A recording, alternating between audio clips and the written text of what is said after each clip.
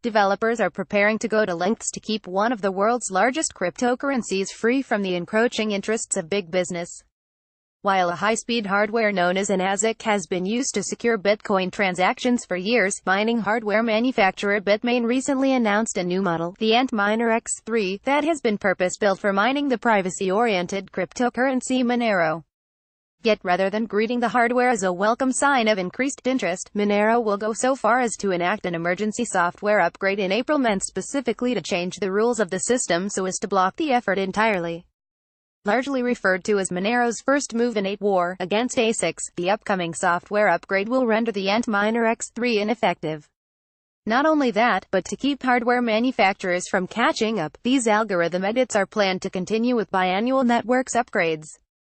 Stepping back, the move is a defense of the mining made possible by Monero's current algorithm, Kryptonite, which can successfully mine Monero on consumer-grade laptops. Faced with competition by highly efficient ASICs, the fear is affordable laptop mining would be silenced. And that's not a development developers are taking lightly. I will do everything in my power to help the community prevent the proliferation of centralization-inducing ASICs on the Monero network, core developer Riccardo Fluffy Spagni declared on GitHub. Currently issued by a sole supplier, Bitmain, concerns exist that the Antminer X3 could lead to certain kinds of attacks, namely ones in which a mining pool takes over the majority of a cryptocurrency's hash rate, creating false transaction histories, double spending coins and censoring payments. And while there's debate that highly efficient ASICs are, by and large, good for security, many in the Monero community are standing in opposition. If you're worried about an attack from, say, someone using lots of Amazon servers to 51% the coin, then forking away from ASICs is a bad move, core developer Monero told CoinDesk. The developer continued, if you're worried about an attack from someone like Bitmain, then not forking away from ASICs means you're already PWNED, since Bitmain will likely have 51% very soon. Bitmain doubts influencing the decision is, of course, the long-standing distrust between developers and Bitmain, as well as its co-CEO and principal figurehead Jihan Wu. Last year, concerns were raised that Bitmain was secretly exploiting a weakness in Bitcoin's proof-of-work algorithm, through a process called ASIC Boost, which supposedly enabled its three mining pools to mine roughly 20% faster than competitors. Not long after this controversy came the discovery of a mining chip vulnerability called AntBleed, which some believed Bitmain had implanted purposefully so it could forcibly shut down any of its miners at will.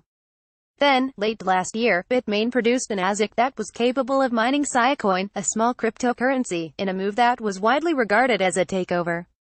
All these things allowed Monero creator Riccardo Spagni to defend his cryptocurrency's ASIC resistance on Twitter, writing, their actions with the Bitcoin community and more recently the SIA community are clearly those of a bad actor.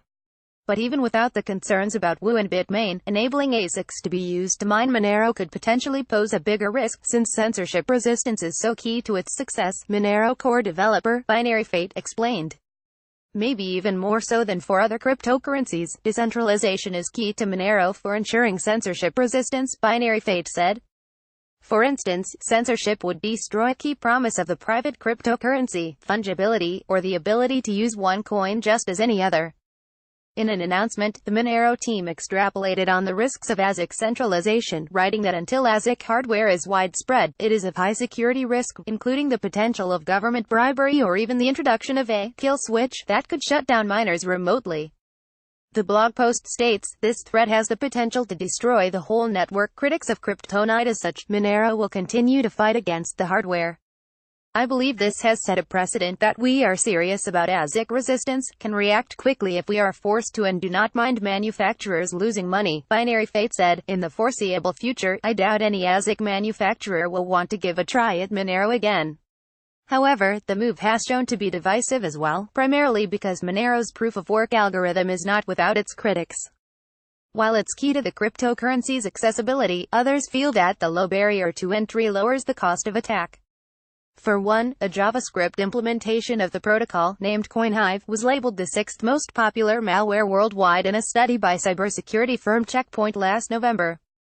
Further, in February this year, the algorithm enacted botnet attacks to the scale of over 500,000 mining machines, in which a small-cap cryptocurrency desperately tries to destroy their security by fighting actively against economies of scale. Philip Dian, an Ethereum researcher, wrote on Twitter about the community's moves to stop ASICs.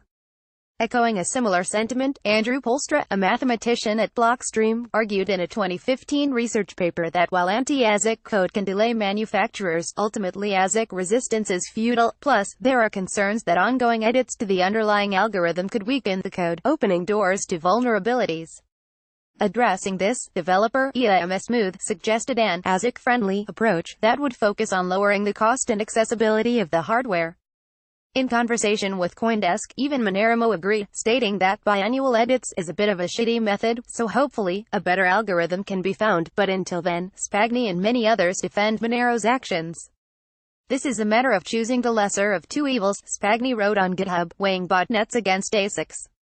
And ultimately, Spagni took to Twitter to say, it might entirely be less secure, but the community has made the hard call. I don't decide anything, the community does. Red button image via Shutterstock. The leader in blockchain news. CoinDesk is a media outlet that strives for the highest journalistic standards and abides by a strict set of editorial policies. CoinDesk is an independent operating subsidiary of Digital Currency Group, which invests in cryptocurrencies and blockchain startups.